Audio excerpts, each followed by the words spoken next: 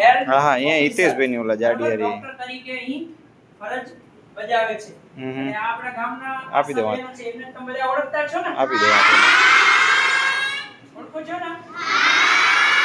Okay, તો અહીંયા તમે બધા બેઠેલા છો એ કયા ધોરણવાળા છો? 6 થી 8. લોન લક્ષ્મીબેન ને કે ઉતારણ ખાવે તો આજે અમે ચાલુ ખાસ છે. એક હેતુથી આવ્યા છીએ. એ હેતુ છે આરોગ્ય. આરોગ્યમાં આપણે જો વાત કરીએ તો અત્યારે ચોમાસાની સીઝન ચાલુ થઈ છે. હા, અત્યારે શેની સીઝન ચાલુ થઈ છે? ચોમાસાની. હા, અને ચોમાસાની સીઝન ચાલુ થાય એટલે મેલેરિયા, ડેન્ગ્યુ, ચિકનગુનિયા આવા બધા રોગો વગર પૂછે આપણા ઘરમાં ઘૂસી આવે. એ પૂછા ન કરે, પણ આ બધા જે રોગો છે એના થવા પાછળનું કોઈ કારણ જવાબદાર હોય તો એ કોણ હોય? મનુષ્ય પોતે. હાલો આનો જવાબ. પણ કારણ જવાબદાર કોણ હોય? મનુષ્ય પોતે ખરો, પણ એનો વાહક કોણ? મચ્છર. જોરદાર તાળી. મચ્છર. સારા એક મચ્છર આદમી કો પિંજરા બના દે. સાંભળ્યું છે પિક્ચરમાં ડાયલોગ હતું ઈ મચ્છર વાળું. એટલે ઈ મચ્છરની વાત કરવા માટે અમે અહીં તમારી સમક્ષ હાજર થયા છીએ. તો હવે તમારા બે કાન એકદમ ખુલ્લા રાખી અને પ્રેક્ટિકલ આયુર્વેદની વાત સાંભળજો. બરાબર? હવે જો 3 પ્રકારના મચ્છર હોય છે. એક આપણને ડેન્ગ્યુ કરે, એક આપણને મેલેરિયા કરે અને એક આપણને ફાઇલેરિયા કરે. આ 3 પ્રકારના જે તાવ આપણને આવતા હોય એના વિશે વાત કરવાની છે. બરાબર? તો એના પહેલા તમને જ્યાંથી ઉદ્ગમ સ્થાન હોય ને, સાંભળ્યું? જ્યાંથી ઉદ્ગમ સ્થાન છે, જ્યાંથી એ પ્રગટ થાય એ પહેલા આપણે જાણવું જરૂરી છે. કારણ કે પહેલી જ આપણે મચ્છરની વાત કરી દેશું તો અહીંયાથી સીધું જશે. મચ્છર તો જોયું, પણ સાહેબ એની ઉદ્ગમ સ્થાન ક્યાંથી? જો વૃક્ષ છે, એ વૃક્ષ આટલો ઉગે, આટલો નાનો થાય, તમે એને કાપી નાખો તો એ વૃક્ષ કેથી મોટો થાય? થાય? થાય ને? તો એ વૃક્ષને પાણી આપો, ધીરે ધીરે ધીરે મોટો થાય અને બધાને ફળ આપે. પણ મચ્છર રૂપી જે વૃક્ષ છે એને મોટો આપણે થવા નથી દેવો. શા માટે નથી થવા દેવો? હા, જોરદાર તાળી. હવે એ મચ્છર ઉગે એના પહેલા આપણે ડામવાનું છે. હવે કેવી રીતે ડામશું તો સાંભળો. વરસાદ પડે અને આપણા આજુબાજુના ઘરમાં કે પડોશીના ઘરમાં, આપણા છત ઉપર કે બારે આપણું જે વૃક્ષ હોય તે આપણે કુંડા રાખેલા હોય ને, કુંડા, એમાં પાણી ભરાય. હવે કુંડામાં પાણી ભરાય તો આપણે જોઈએ પણ નહીં, ભલે સરસ મજાનો વરસાદનો પાણીમાં પડ્યો હોય, પછી શું થાય? જે મચ્છર ઓલરેડી પહેલા હોય, બરાબર, એ જઈ એ ચોખ્ખા પાણીમાં આરામથી ઈંડા મૂકે. હવે તમને એમ થાય કે પહેલા ઈંડા તો હું તરત જોઈ લઉં, પણ એ આપણે નરી આંખે જોઈ શકતા નથી. અને એ કેટલા મચ્છરના ઈંડા હોશિયાર હોય કે એને ચોખ્ખા પાણી જ ખપે, ચોખ્ખું પાણી. અને એ મચ્છરની મચ્છરી એ ચોખ્ખા પાણીમાં એક સાથે 150 ઈંડા મૂકે. મગજમાં ફિટ કરી નાખજો. અમારા આરોગ્ય અધિકારી આવીને તમને પૂછે કે પ્રવીણભાઈ તમને શું શીખવાડ્યું? તો સાહેબ એક તો એ શીખવાડ્યું કે મચ્છર એક સાથે 150 ઈંડા મૂકે. એક મચ્છર તો આપણા પદ્ધર ગામમાં કેટલા બધા મચ્છર હોય, બરાબર? તો એક સાથે આટલા બધા ઈંડા મૂકે તો આખો ગામ મચ્છરથી ભરાઈ જાય. તો હવે આપણે શું કરવાનું છે? એ જ્યાં પણ પાણી ભરાયેલું હોય તો એ પાણી આપણે સમજી લો કે આજે સાંજે 5 વાગે વરસાદ પડ્યો તો સાંજે વરસાદ જેવો બંધ થાય એટલે આપણે મમ્મી પપ્પાને પેલું એ કહી દેવાનું કે એ પાણી છે મમ્મી આપણે બીજી જગ્યાએ ખાલી નાખો. ઉપયોગ કરવો હોય તો બીજા પાત્રમાં ભરી લેવાનું, પણ જ્યાં પાણી ભરાયેલો હોય એને તરત એનો નિકાલ આપણે કરી દેવાનો. જો નિકાલ નહીં કરો તો એ સાંજે તમે જ્યારે સૂઈ જશો ને ત્યારે એ મચ્છર આવીને ચેક કરશે કે સારી જગ્યા કઈ છે ઈંડા મૂકવા માટે, બરાબર? તમારા કાન કર્યા કરતો એ ચકાસી લેશે આ જગ્યા સેફ છે, અહીંયા કોઈ નહીં આવે, એટલે ધબડામ રીતે 150 મૂકી દેશે, બરાબર? હવે થાશે શું એ જેવા 150 ઈંડા મૂકશે ને એટલે એ નજર તો ચારે કોણેની હશે જ એ મચ્છર અને મછલીની, બરાબર? કે મને ડિસ્ટર્બ કરવા આવતા તો નથી ને, તો તમે શું 4-5 દી એમને પાણી ભરેલું હશે કે જીવડા પડી ગયા છે કોણ જોશે, બરાબર? એમ કહીને પણ મૂકી દે. તો ઈ જેવા ઈંડા મૂકે એટલે 1.5 દિવસમાં એ જે ઈંડા હોય ને એમાંથી ડાયરેક્ટ ઈંડામાંથી સીધા પોરા થાય. આ સાયકલ યાદ રાખજો, તમને મચ્છરની સાયકલ રીતે જણાવું છું. પહેલા શું હોય, પહેલા ઈંડા એક મૂકે, એકમાંથી પોરા થાય. પોરા એટલે પોરા આપણે જોઈ શકીએ આટલા કોઈ નાના નાના ફરતા હોય પાણીમાં, કદાચ જોયા હોય તો એમાં કાળા કલરના હોય અને સફેદ કલરના હોય, બરાબર? હવે એ જે તમારા પોરા આપણે થઈ જાય આપણા પાણીમાં, એ પોરામાંથી ચોથા કે પાંચમા દિવસે પ્યુપા થાય. એ પ્યુપા કેવા હોય, અમારી આંગળી છે ને એવા હોય, આમ ભરેલો હોય, બરાબર? મોઢું સાવ નીચે હોય, આખું આમ ને આમ, બરાબર? સાહેબ આવે તો આપણે કહેવાનું કે એના એક ઈંડા હોય સાહેબ, આપણે ઘરે આપણે જોઈ ના શકીએ, પછી પોરા થાય સાહેબ રવિભાઈ કહેતા હતા આંગળી જેવા હોય, આમ પાણીમાં ફરતા હોય. યાદ રહી જશે? યાદ રહી જશે? હા. પછી ત્રીજા નંબરમાં આવે પ્યુપા. આ બાર એક્શન યાદ રાખજો, કોઈને પણ ઊભા કરીશ. પહેલા નાના ઈંડા હોય આપણે જોઈ ન શકીએ, બીજા આંગળી જેટલા પોરા આવે આમ પાણીમાં ફરતા હોય, બરાબર? ત્રીજા આ રીતે પ્યુપા થાય, પ્યુપા. અને ચોથા મોઢું ખુલી અને છઠ્ઠા કે સાતમા દિવસે એ આકાશમાં ઉડી જાય. અને એ પછી પોતાની પ્રક્રિયા ચાલુ કરી નાખે. જો આપણે આ 4 સ્ટેજ છે, પહેલા ઈંડા સ્વરૂપે, બીજા ત્રીજા અને ચોથા મચ્છર. તો આ એનું સાયકલ સ્ટેજ છે, 7 દિવસ ચાલે. 7મા દિવસે જેવો આકાશમાં ઉડે એટલે એનું જે ઇલાકો હોય ને એ 1.5 કિલોમીટરનો હોય. કેટલો હોય? 1.5 કિલોમીટર. હા, યાદ રાખજો. કેટલા કિલોમીટર સુધી ઉડી શકે? 1.5 કિલોમીટર. અને એક મચ્છર કેટલા ઈંડા મૂકે? 200. અને સ્ટેજ કેટલા? 7. હવે આપણે મહત્વની વાત કે જેવો એ મચ્છરી ઈંડા મૂકે તરત નાશ, બરાબર? તો મચ્છર જ ના થાય તો મેલેરિયા ના થાય, મેલેરિયા ના થાય તો પથ્થરના માણસો હેરાન થાય નહીં. તો આપણે પહેલું કામ કરવાનું છે, આ આખી સાયકલ તૈયાર થાય એના પહેલા જેવો વરસાદી પાણી આવે એટલે તરત જ એનો આપણે નિકાલ કરી દેવાનો. પછી ઘણા મમ્મી પપ્પા કહેતા હોય કે ભઈ આ ટાંકી 400 લીટરની ભરેલી છે પણ નળમાં પાણી નથી આવતું તો શું કરવાનું? હે ને? હે અંદર જીવાત તો પડી ગઈ છે, ભલે ને મચ્છર થવા દે, પણ મમ્મીને સમજાવવાનું કે મમ્મી રવિભાઈ કહેતા હતા કે ટાંકીમાં પાણી છે ને એવા એવી બીજી ટાંકી ખાલી ટાંકી બાજુમાં લેવાની. શું કરવાનું?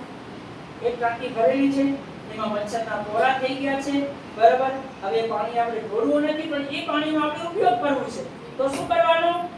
ખાલી ટાંકી લેવાની અને એક સરસ મજાનું કાપડ લેવાનું, ખાલી ટાંકી ઉપર રાખી દેવાનું અને આમાંથી આંડાથી 5 લીટર 10 લીટરમાં ભરી ભરીને બાજુમાં ફેલાવવાનું. એટલે જે મચ્છરના પોરા હશે ટાંકીમાં જશે કે ઉપર તરી રહેશે? ઉપર તરી રહેશે ને? તો એ જે છે એને આપણે સાઈડમાં ભગાવી દેવાનું. એટલે આપણો પાણીનો ઉપયોગ થઈ જાય અને પોરા છે એને પણ આપણે સાઈડમાં કાઢી શકીએ. તો આટલા સુધી આપણે બધાને સમજાઈ ગયું? હા. કમ્પ્લીટ? હા. ઓકે. હવે સાંભળો. હવે સમજી લો કે આપણા ઘરની અંદર ટેરેસ ઉપર વરસાદી પાણી ભરેલો છે, બરાબર? અને આપણે જોવા ગયા પણ આપણે શું કરવાનું છે? આપણે પોતાની આવડત ધરવાની નથી. આપણે મમ્મી હતા, પપ્પા, ભાઈ મોટા એનો હાથ પકડવાનો છે. ડાયરેક્ટ આપણે એમ થાય પ્રવીણભાઈ કીધું હલો કાપવા જોવા છે. ના, કોઈએ સાહસ નથી કરવાનો, ધ્યાન સાંભળી લેજો, બરાબર? એટલે આપણે શું કરવાનું? આપણે ઘરે સતેજ કરવાનું છે. એ લોકોને સાવધાન કરવાના છે. આપણું કામ જ આપણે નથી કરવાનું પણ આપણે કહેવાનું મમ્મી પપ્પા ઓ બેનો બેઠા ઈ અમે લોકો આ લોકો તમારે જાણ કરવાનું છે કે આ જગ્યાએ છે, બરાબર? તમે જાણ કરશો ને એટલે આપણી ટીમ તાબડતોડ ત્યાં પહોંચી જશે અને એક્શન લઈ લેશે. એટલે તમારો ગવર્નમેન્ટ ઓફ ગુજરાત એને તમારા કને સહકાર માંગ્યો છે, નહીં કે તમે કરવા માંડી જાઓ. સમજો છો તમારી વાત? આ કામ કરવાનું છે. તમારા મમ્મી પપ્પાએ અમને કારણ તમારા ઘરની અંદર આખો પદ્ધર બહુ મોટો છે. હવે આપણી ટીમ કેટલી છે? 3 બહેનો અને 3 અમે, આટલા જ જણા છીએ. આ બધો આખા ગામમાં બધાય પહોંચી ના વળે અને અમારા એટલા કેમેરા લાંબા નથી પહોંચી શકે. આખો ગામ બહુ મોટો 6000 થી 7000 ની વસ્તી, બરાબર? તો તમારો સાથ સહકાર જોઈશે કે વરસાદ થાય અથવા એવા કોરા જોવા મળે તો તમારે બહેનોને જાણ કરવાની, તમારા ટીચર, બરાબર? એ ટીચર અમને ફોન કરશે કે પ્રવીણભાઈ અમને આવી વસ્તુ છે, તમારી ટીમ તરત ત્યાં પહોંચી જશે. જે અમારે એક્શન લેવાનો હોય પછી અમારી રીતે અમે લેશું, બરાબર? તમારા ઘરમાં પણ તમારા વાલીને જાણ કરવાની છે કે આવા કોરા થઈ ગયા, પછી આવા મચ્છર, આવા પ્યુપા જોવા મળ્યા, બરાબર? એ તમારે મમ્મી પપ્પાને સાથે રાખીને તમારે એ ચેક કરવાનું છે, બરાબર? હવે આપણે 2 થી 3 મિનિટ મચ્છર વિશે વાત કરી લઈએ કે મચ્છર કયા હોય. તો જો એક મચ્છર હોય જેનાથી આપણને મલેરિયા થાય અને એ મચ્છરનું નામ છે માદા એનોફિલિસ. કોને યાદ રહ્યું? વાહ, મારા વિદ્યાર્થીઓ હોશિયાર છે. એમ કે સરસ, જોરદાર તાળી થઈ જાય. માદા એનોફિલિસ મચ્છર કોઈ પોઝિટિવ વ્યક્તિને મેલેરિયા થયો છે એના શરીરમાંથી ખૂન ચૂસી અને આપણને કોઈને કરડે તો જ મેલેરિયા. સમજી ગયા તમે? હે ને? ડાયરેક્ટ આ મચ્છર તો કેટલા રખડતા હોય અને આપણે કેડો તો આપણે આમ હે ને કેડી આમ કરી નાખી આપણે. મચ્છર તો ઉડી જાય પણ જો કેટલો ચતુર હોય. તમે બૂમ કરતા હશો ને આમ હશે તમે આમ કરાયો છો ને ત્યાં સુધી ભયો નહીં તે ઉડી ગયા કેટલો ગયો. કારણ કે વિચારો એ મચ્છરમાં એની સેન્સિટિવિટી જે છે એ કેટલી હશે જોરદાર. એના કરતા આપણે ઝડપી હોવા જોઈએ, એને પેદા જ નહીં થવા દેવાનું, બરાબર? બાકી ખાસે ને આપણે રોકી તો નહીં શકીએ પણ આપણા પ્રયત્નો કરવાના છે. તો માદા એનોફિલિસ પછી આપણને બીજો આપણે ડેન્ગ્યુ થાય. તો ડેન્ગ્યુ કયા મચ્છરથી થાય? એડિસ ઇજિપ્ટી. એ મચ્છરનું નામ છે એડિસ ઇજિપ્ટી, જેનાથી આપણને ડેન્ગ્યુ થાય. હવે ડેન્ગ્યુ તાવ આપણને આવે ત્યારે આપણે કયા કયા લક્ષણો જોવા મળે? આપણે સખત માથું દુખે, તાવ આવી જાય, બરાબર? ગાલ ચકામા થઈ જાય, આ કાનની પાછળથી એ રીતે. તો એ આપણને ડેન્ગ્યુ. પછી ત્રીજો છે ફાઇલેરિયા. પણ આપણા કચ્છમાં એટલું સારું હોય કે ફાઇલેરિયા બહુ ઓછું છે. દક્ષિણ ગુજરાત એ બાજુ છે ને ત્યાં ફાઇલેરિયાનું કેસનું પ્રમાણ વધારે. ફાઇલેરિયામાં શું હોય? જેને કહેવાય છે એ મચ્છર આપણે જો વગડે ને તો આપણું પગ હાથી જેવું લાગે, એને કહેવાય હાથી પગો રોગ, બરાબર? અને મચ્છરનું નામ છે ક્યુલેક્સ. યાદ રાખજો. ક ઉપરથી યાદ રાખવાનું છે ક્યુલેક્સ, આ ઉપરથી યાદ રાખવાનું છે એડિસ અને ઓલો મ ઉપરથી માદા એનોફિલિસ, બરાબર? સાહેબ ગમે એ આવે પૂછા કરે તો તરત જ આપણને જવાબ દઈ દેવાનો. સાહેબ પેલા ના પૂછે ને તોય આપણે બોલી જવાનું, બરાબર? તો સાહેબને ખબર કે જો સિયાબ છે તો નહીં પૂછે ને જવાબ દઈ ગયો, બરાબર? તો આ ત્રણેય રોગો છે, ત્રણેયના મચ્છર અલગ છે અને ત્રણેયને બેસવાની સ્ટાઇલ અલગ છે અને ત્રણેયને કેળવાનો અલગ અલગ સમય છે. હવે માદા એનોફિલિસ જે મચ્છર છે ને એ સાંજના સમયે જ કરે. સાંજના સમયે જો તમે ગાડી વાળા બંધ ન કરો ને ઉડાન કરતી જે અંધારો બફોડ હોય ને એમાં આવીને બેસી જાય અને ખાસ એ 45 અંશના ખૂણે બેસે. હવે તમે બધા એમ પ્રશ્ન કરશો કે ભાઈ મચ્છર તો મેં ઘણા ઉડતા જોયા પણ આપણે ખબર કેમ પડે? હે, આ પોરો છે પણ કેનો પોરો છે? એડિસ નું છે કે માદા એનોફિલિસ નું છે કે ફાઇલેરિયા મચ્છરનું છે, બરાબર? ક્યુલેક્સ નું છે. તો હવે તમને સમજાવી દઉં. ખાસ પોરા જે હોય ને પોરા, જે એડિસ ના પોરા હશે, આ ખાલી નોલેજ માટે છે, બરાબર? એડિસ ના પોરા હોય ને એની પૂંછડી ઉપર હોય ને ડોગો નીચો. જ્યારે પાણીમાં તમે જોશો ને ત્યારે એનું માથું નીચે હશે, આમ કરતો ઉપર ડાયરેક્ટ આવશે અને સીધો આમ થઈ જશે. એટલે ઓક્સિજન લઈ અને તમે જરાક પાણી નગે નગે કે તરત નીચે જતો રહેશે. જે ઝડપી હોય ને ઝડપી મચ્છર હોય કે પછી પોરો હોય, જે ઝડપી હોય એ એડિશનલ હોય. સમજી ગયા તમે? ઝડપી હોય અને ખાસ એ સફેદ કલરનો પોરો જોવા મળે, સફેદ કલરનો પોરા આગળી વાર કીધું એ એડિશનલ હોય. સમજી ગયા? આ ત્રણ બાબતો સમજાઈ ગઈ. પછી તમને એમ થાય કે આપણે સમજવું છે કે મચ્છર કયો, તો જે મચ્છર ઉપર સફેદ ચટ્ટા દેખાય, સફેદ કલરના અને કાળા કલરના, તો એ મચ્છર છે એડિશનલ. બરાબર? અને માદા એનોફિલિસ એનું શું હોય? એ સમાંતર પાટીએ આમ જ હોય, આમ ન હોય. આમ સમાંતર બિચારા આરામથી આમ ફરતા હોય, જે કહેવાય છે માદા એનોફિલિસના પોરા. સમજી ગયા? આમ હોય સીધી પાણીની સપાટી ઉપર સીધા હોય એને માદા એનોફિલિસ કહેવાય. આમ આડા હોય એને એડિસ કહેવાય. બરાબર? અને 45 વર્ષના જે પૂણે મચ્છર બેસે એને આપણે માદા એનોફિલિસના મચ્છર કહેવાય. તો આ આખી સાયકલ છે. તો આપણે જે કામ કરવાની આપણી કામગીરી છે એ આપણે દર્શાવવાની છે. હવે 2 મિનિટ તમને પ્રશ્ન પૂછી લઉં, પછી સાહેબને બોલવું. હવે આપણે જ્યારે વરસાદ પડે ત્યારે આપણે શું કરવાનું?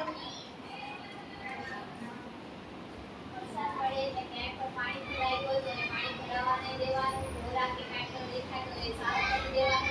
ટાંકીમાં તો એટલે ઢોરા હોય તો એને બીજી ટાંકીમાં પાણી રાખીને ઢોરા સાઈડમાં ભરવા માટે કાંઈ પણ રાખીને સાઈડમાં આવા જોરદાર.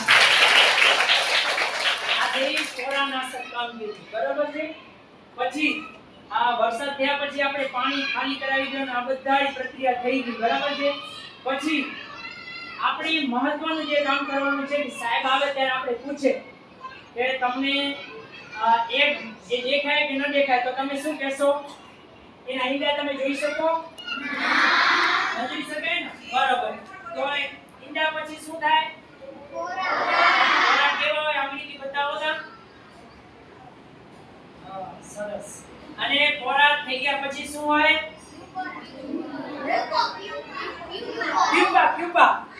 પ્યુપા. પા અડધો યુ અને પા. પ્યુપા. બરાબર? કેવા હોય? સાહેબ આવો બતાવી દેવાનું. બરાબર? અને પછી ચોથા સ્ટેજમાં કપડાવીને અને કેટલા દિવસે મચ્છર ઉડી જાય? 7 દિવસે. એટલે 7 દિવસનો જેમ આપણો અઠવાડિયું હોય ને, એ સોમવારે જન્મે અને રવિવારે સાંજે ઉડી જાય. એટલું યાદ રાખવાનું. સોમવારે સવારે જન્મ્યો અને રવિવારે સાંજે મચ્છર થઈને ઉડી જાય. એટલે દર અઠવાડિયે આ પોરાનાશક કામગીરી કરવાની હોય છે. બરાબર? તો તમારા ઘરે આવો ક્યાંય પણ કાંઈ પણ દેખાય, તમારા પક્ષીકુંડમાં, તમારા ફ્રીજ પાછળ, તમારા ટાંકામાં ક્યાંય પણ, તો તમારે એનો રિપોર્ટ કોને કરવાનું છે?